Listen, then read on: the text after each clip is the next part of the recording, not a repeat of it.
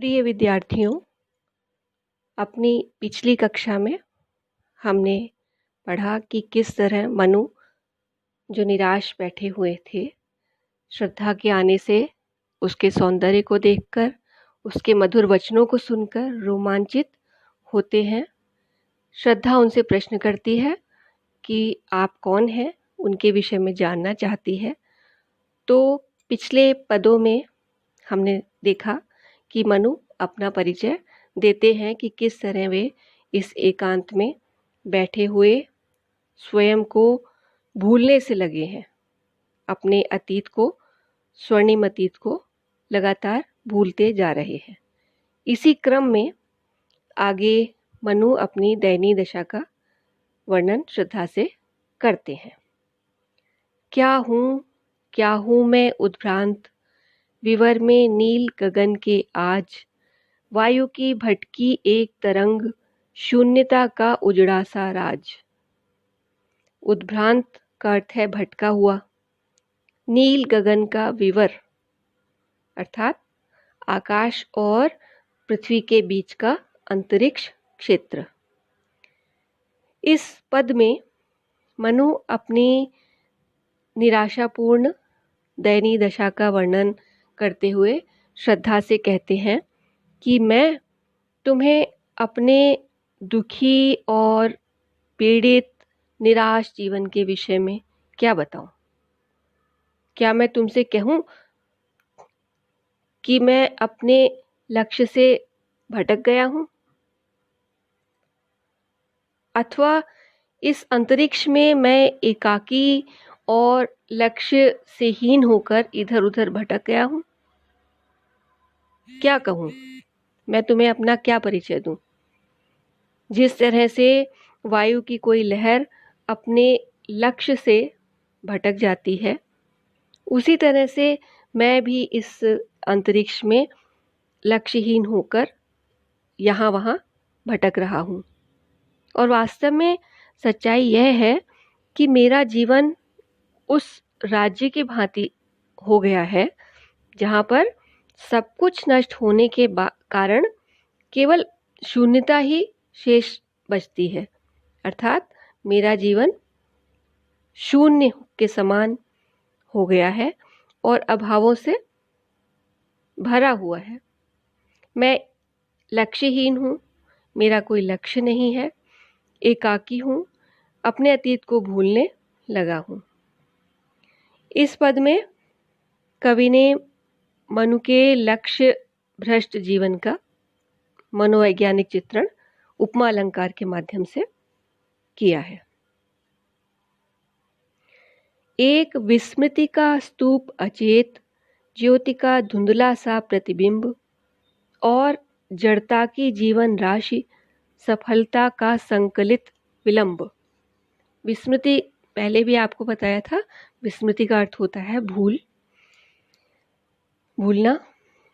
स्तूप कहते हैं ढेर को।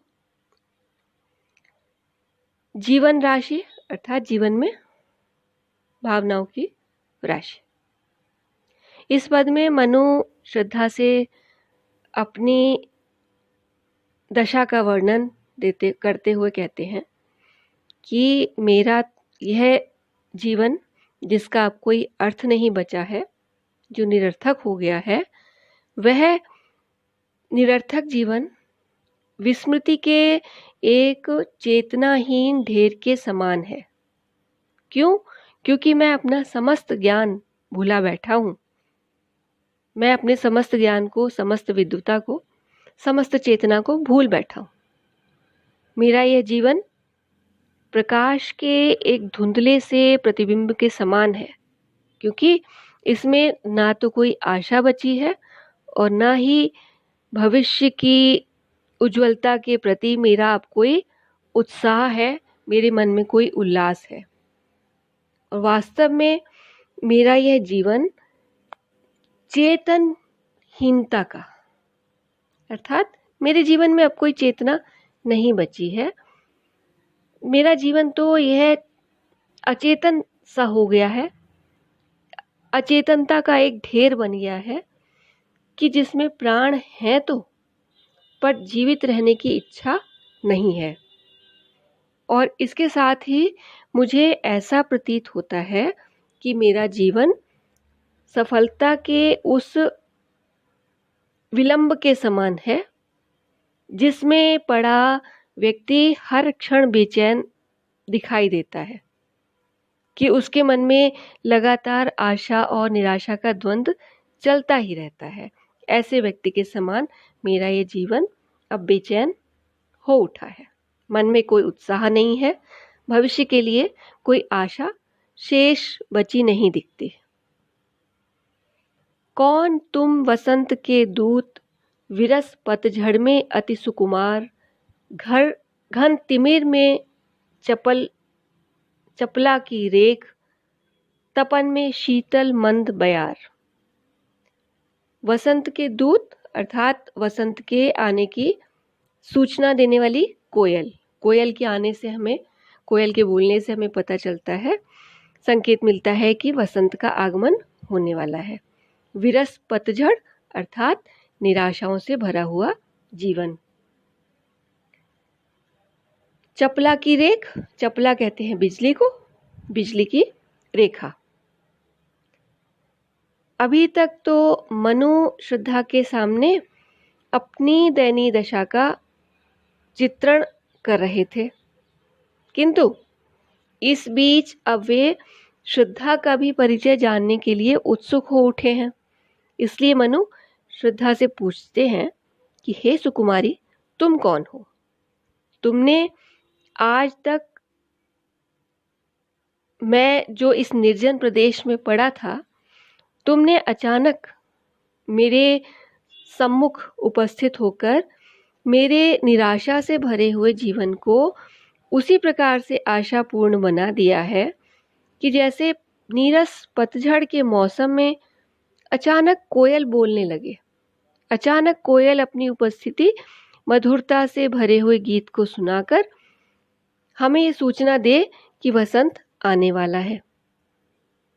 हे बाला, तुम इस निराशा रूपी अंधकार से भरे मेरे जीवन में आशा की एक किरण बनकर आई हो, अर्थात जिस तरह अंधेरे में भटकते हुए व्यक्ति को अचानक ही बिजली के चमकने से आगे का मार्ग दिख जाए, उसी तरह तुमने भी मुझे यहाँ उपस्थित होकर जीवित रहने के लिए प्रेरित किया है।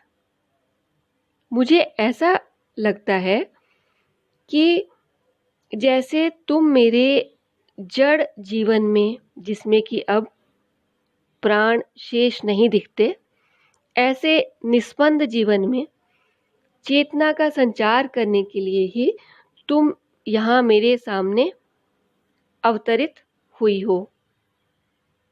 अर्थात जिस तरह से ग्रीष्म ऋतु में गर्मी से झुलसते हुए प्राणी को अचानक ही ठंडी ठंडी हवा अपने स्पर्श से प्रसन्न कर देती है और आगे बढ़ने को प्रोत्साहित करती है, उसी प्रकार तुम भी मुझे जड़ता से चेतन होने का प्रोत्साहन दे रही हो, अपनी उपस्थिति से, अपने होने से।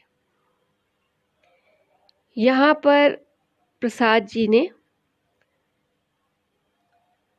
रूपकातिशयोक्ति और परंपरित रूपक अलंकार का प्रयोग किया है। नखत की आशा किरण समान, हृदय के कोमल कवि की कांत, कल्पना की लघु लहरी दिव्य, कर रही मानस हलचल शांत। नखत नक्षत्र का तद्भव रूप है। कांत अर्थात सुंदर, लघु लहरी छोटी सी लहर। इस पद में मनु श्रद्धा को अपने निकट पाकर गदगद हो जाते हैं, प्रसन्न हो जाते हैं और भावातिरेक में, भावों के अतिरेक में भरकर कहते हैं कि हे अपरिचित रमणी, तुम मेरे जीवन में एक आशा की किरण लेकर आई हो, क्योंकि जिस प्रकार तारों को देखकर कोई भी निराश व्यक्ति आशा से भर उठता है, उसी प्रकार मैं तुम्हें देखकर अपने जीवन के प्रति आशान्वित हो गया हूँ। मेरे जीवन में आशा का संचार हो गया है।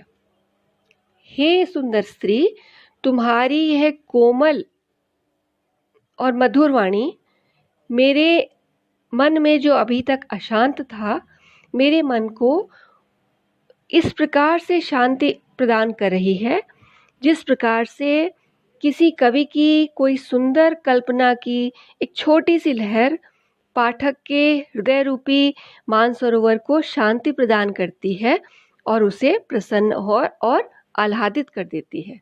अर्थात मनु कहते हैं कि तुम्हारी वाणी सुनकर मेरा मन बहुत ही आनंदित हो उठा है। नखत की आशा किरण समान में उपमा अलंकार है। कल्पना की लघु लहरी दिव्य में रूपक अलंकार का प्रयोग है और कर रही मानस हलचल शांत में श्लेष अलंकार है। लगा कहने आगंतुक व्यक्ति मिटाता उत्कंठा सविशेष, दे रहा हो कोकिल सानंद सुमन को ज्यों मधुमेह संदेश।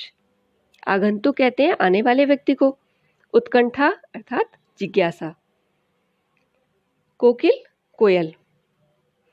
मनु जब अपनी दयनीय स्थिति का वर्णन करने के बाद उस आगंतुक से अर्थात श्रद्धा से उसका परिचय जानने के लिए उत्सुक होते हैं और उससे जानना चाहते हैं कि वह कौन है जो अचानक इस निर्जन में उपस्थित हो गई है, तो वह आगंतुक अर्थात श्रद्धा मनु की उत्सुकता की तीव्रता को मिटाते हुए अपना परिचय देने लगती है।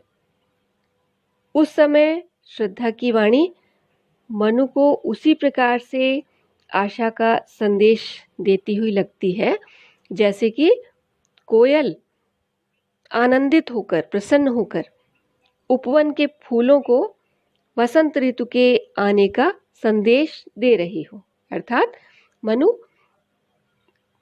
श्रद्धा की वाणी से, श्रद्धा के मधुर वचनों को सुनकर आशान्वित हो चले हैं। सुमन को ज्यों मधुमेह संदेश में वस्तु उत्प्रेक्षा अलंकार का प्रयोग है और सुमन व मधुमेह में श्लेष अलंकार है।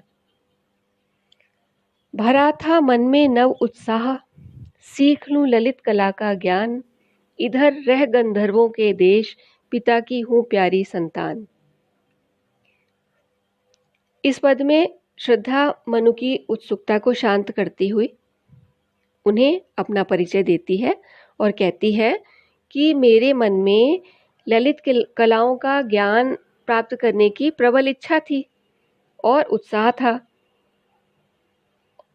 तथा गंधर्वों के देश की होने के कारण मुझ में यह इच्छा स्वभावतः जागृत हो उठी थी।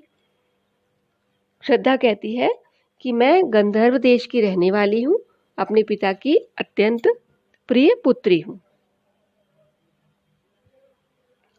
इस पद में स्पष्ट होता है कि श्रद्धा किसी विशेष उद्देश्य से अपने घर से निकली थी और यहाँ पहुंची थी। घूमने का मेरा अभ्यास बढ़ा था मुक्त व्योम तल नित्य, कुतूहल खोज रहा था व्यस्त, हृदय सत्ता का सुंदर सत्य। मुक्त व्योम तल अर्थात खुले आकाश के नीचे। गंधर्वों श्रद्धा मनु से कहती है कि मैं गंधर्वों के देश की रहने वाली हूँ, इसी कारण मुझे सदैव खुले आकाश के नीचे घूमने का अभ्यास हो गया है जो बढ़ता ही गया है। और इसका कारण यह है कि मैं बहुत ही भावुक हूँ, मेरा हृदय सदैव ही जिज्ञासा से भरा रहता है और इसी जिज्ञासागत अधीरता के कारण मैं उस सुंदर सत्य की खोज कर रही हूँ जो समस्त कलाओं और संसार के सारे पदार्थों में विद्यमान है। इस पद में कवि ने मानवीकरण अलंकार का प्रयोग किया है और श्रद्धा के माध्यम से प्रतीकात्मकता का भी संकेत दिया है।